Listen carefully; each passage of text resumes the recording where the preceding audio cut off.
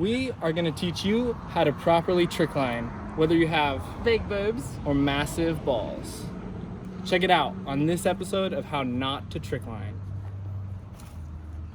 Want to see some science?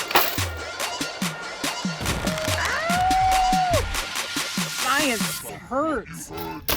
No way! Hi, I'm Ryan Jinks, and welcome to Boobs and Balls. We are going to show you how to trickline safely, some trickline basics, and if you have logistical issues like big boobs or big balls. We are going to actually have some really helpful material in here, but it's also going to be a lot of fun. And at the very end of this, we'll show you how dress rehearsal went. It's almost kind of creepy how fun that was. So, who's first? Big boobs. Big boobs. All right. Lesson number 1. You can't just jump on this because you're going to clip these babies. See that? No more height. See that? Got to get those puppies over the line. And now we're in business.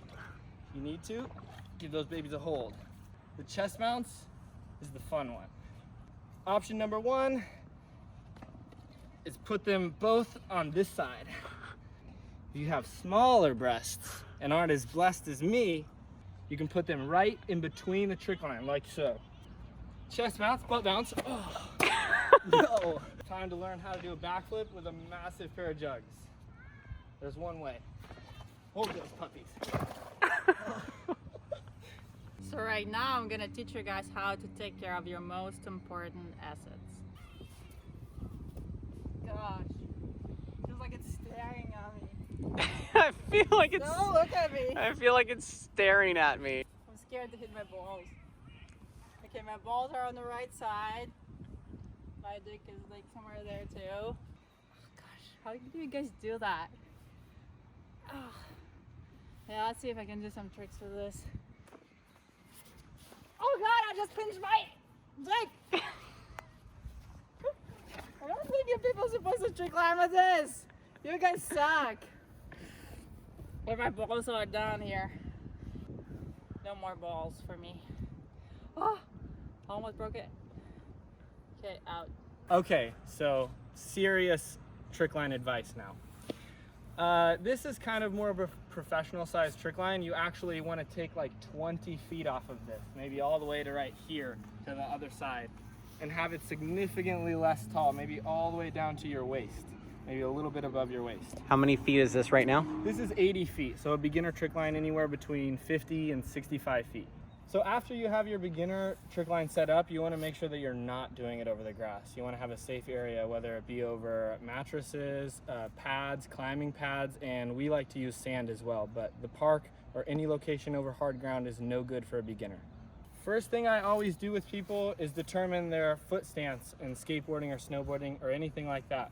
So if you're left foot forward and regular like me, you're going to butt bounce in the same position, with left foot forward and right foot back. Now if you're goofy, like this, you're gonna put your right leg forward and your left leg back. The same principle, this is regular, left foot forward, applies when you go to your feet.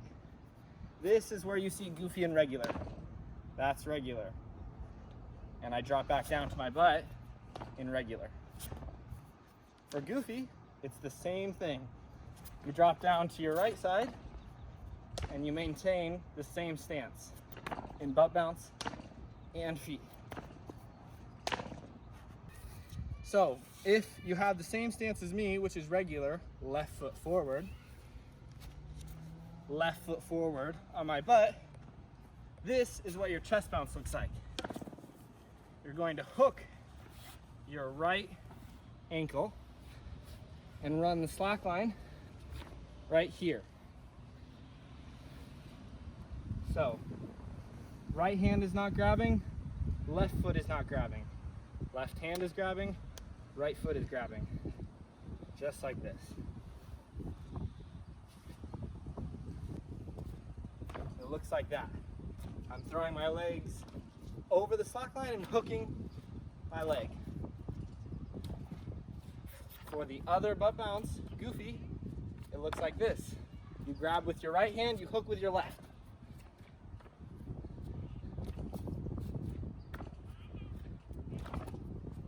Just like that. Just like that. Why do you kick this line with this part of your foot when you're butt bouncing? Tells you where the line is. We know where the line is. It's actually to put either ourselves or the line where we want it. So when I'm coming a little crooked, I touch the line real quick, right? Okay. So when I'm coming in a little crooked on butt bounce, I touch the line with my foot, like that. It's just to stabilize it in sketchy situations. You're fixing stuff. Yeah. Okay. Ideally, I don't do it until I'm in a situation where I need to use it. Gotcha. Yep. Sick. Technical specific trick line time. So we have something in trick lining called switch and non-switch. I explained that you should transition like this. Some people don't throw their legs over the slack line. So instead of doing normal, where they get their legs over, they go like this. This is switch. Switch on the other side would look like this.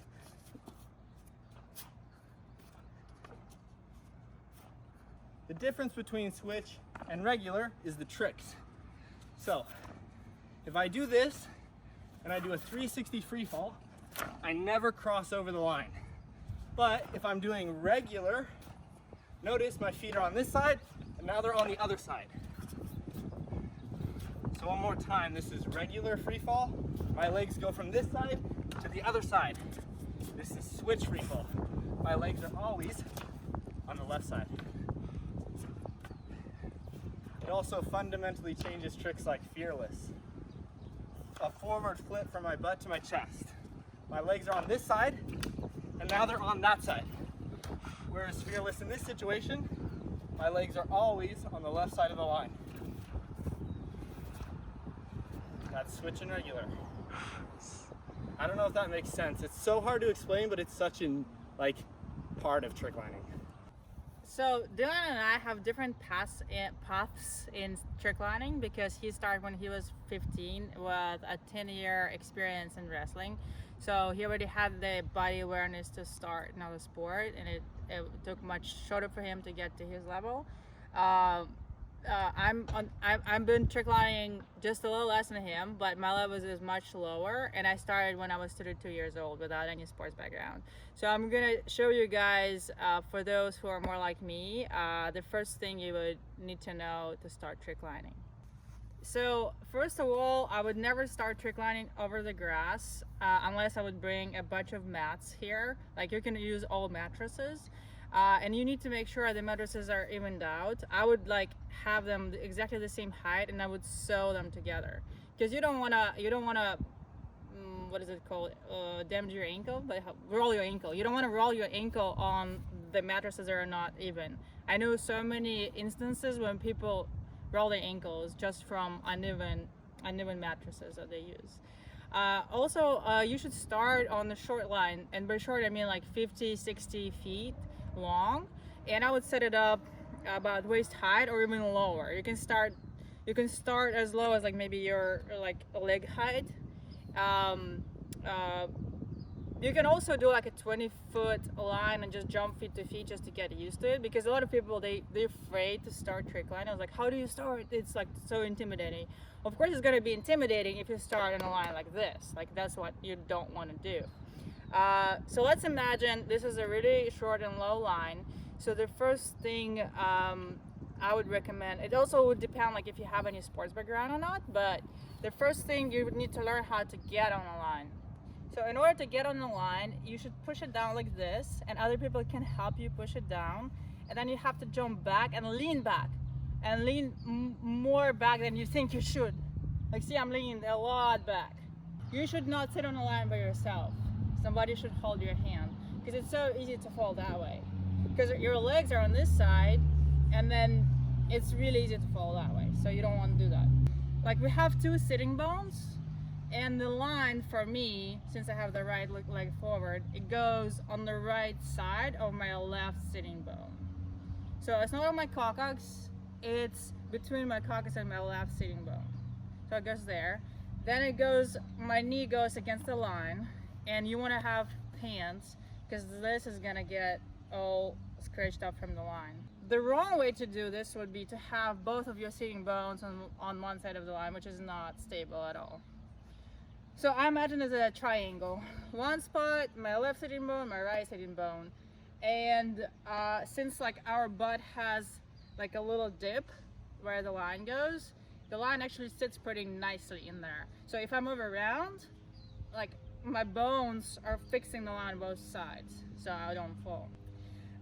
Then the first thing you're gonna learn is butt bouncing, which is gonna take it's very tedious and very boring because you have to like just go little bounces, the line is gonna go all around, like you don't know what to do with any of your legs and hands, but there are a couple of tips that I can give you.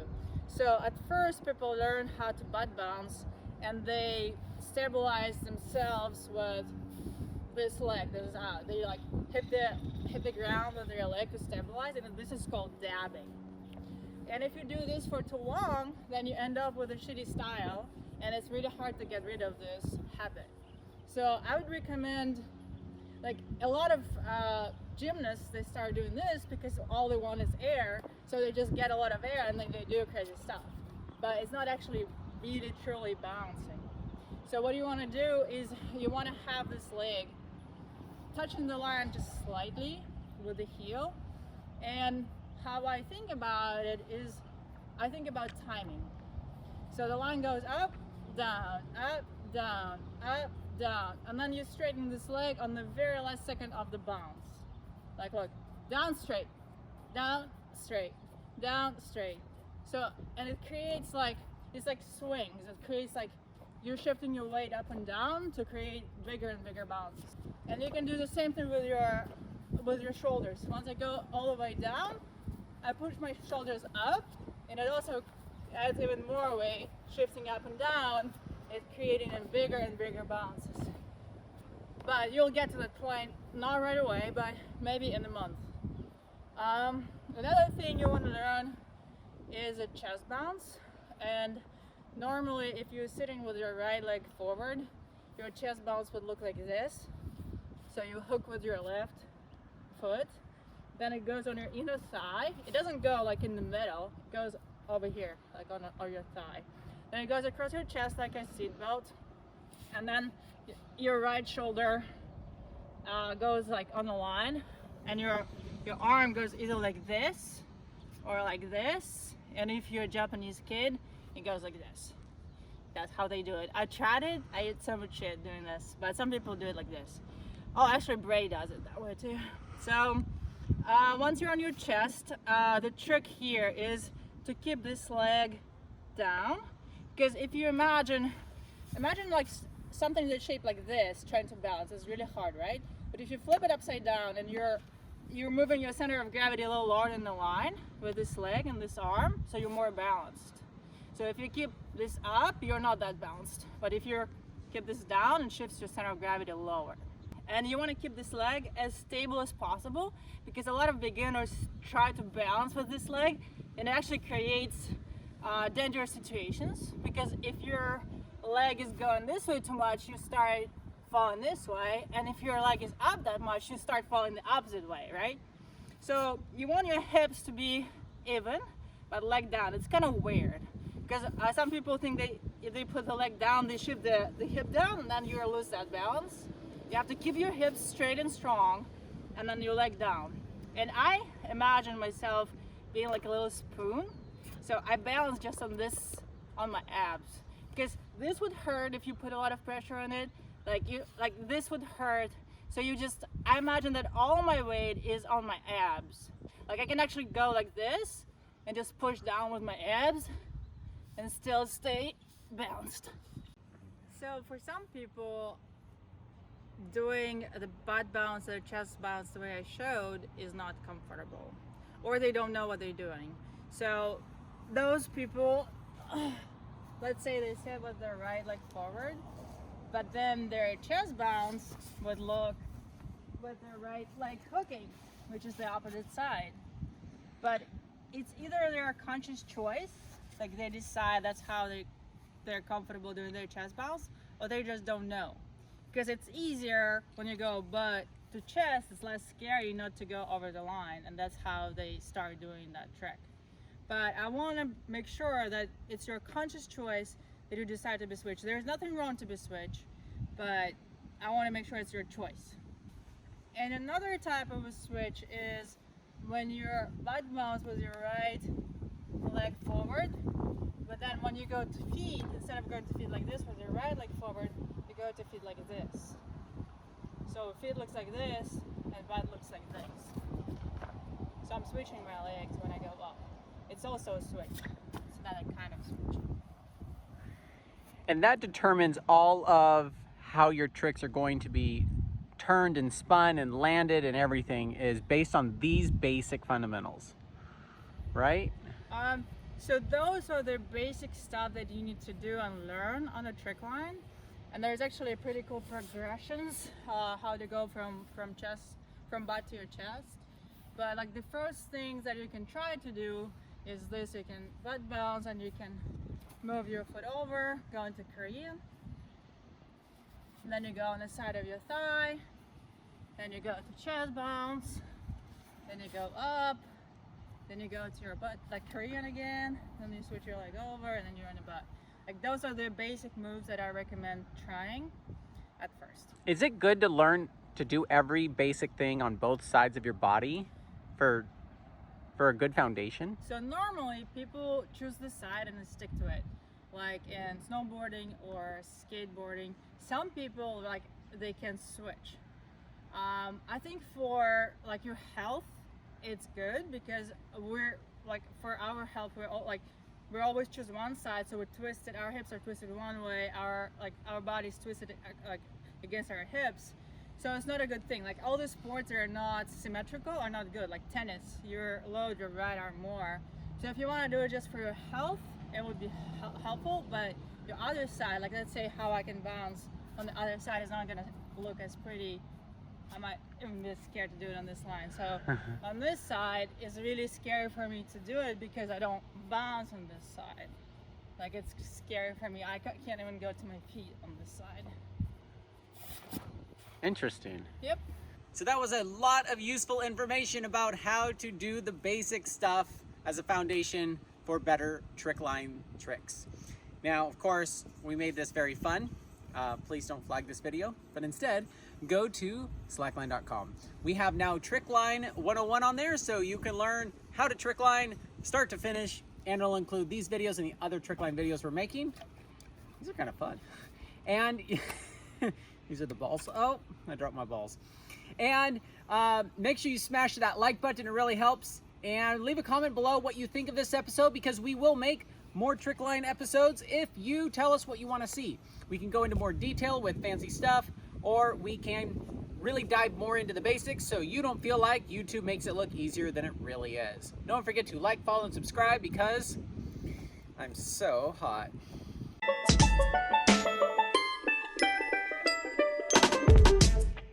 I think I just problem solved how to put on this bra. Got some big old traps. What you'll do to look beautiful, Dylan. Yeah, it actually And doesn't allow you to breathe properly. Beauty has been achieved. Yeah, like that. That's your Instagram. There you go. Okay, she said something about smaller breasts, but I don't think it's getting much smaller than this. That's my left boob for sure. That's my left boob is Oh, the you big can one. you can also make this a little longer. Oh. Ooh, okay. Oh, My see- collarbones can breathe now. Your nipples are sticking out of your armpits. I should fix that. Readjusted to be perky. Oh yeah. Does that feel good? I think I can manage. Would you play with them all the time if you really had those? Not all the time, but like probably like maybe like 2-3 hours a day. Just some solid movement, solid walk. Our little dog. Are you ready to put your balls in? Oh my god, I can't wait to have balls. So this is what I'm dealing with. They're supposed to be balls. They gave me 3 for some reason. I don't You know that we generally only have 2, right? Yeah, so I'm gonna pick yellow. It's better than blue. No, blue balls. Oh my god, they're cold. If you do this wrong on the trick line, you're gonna be wet. Gosh, do you guys have them like on one side or like? Should I put them like up or? I'll teach you that in a little bit. All right. You see my balls? All right, so she's got balls. It's usually the big dick energy that you got to work with. Do you have a big dick around here? Do you guys have a big dick? Well, yeah, but I can't share it with you. Alpha female, I mean alpha male now. All right. So now you know what it's like to have to deal with all that stuff under there. Oh, let me teach you how to tuck it in. Good lord. Good lord. There you go. There you go. Just like that? Yeah. No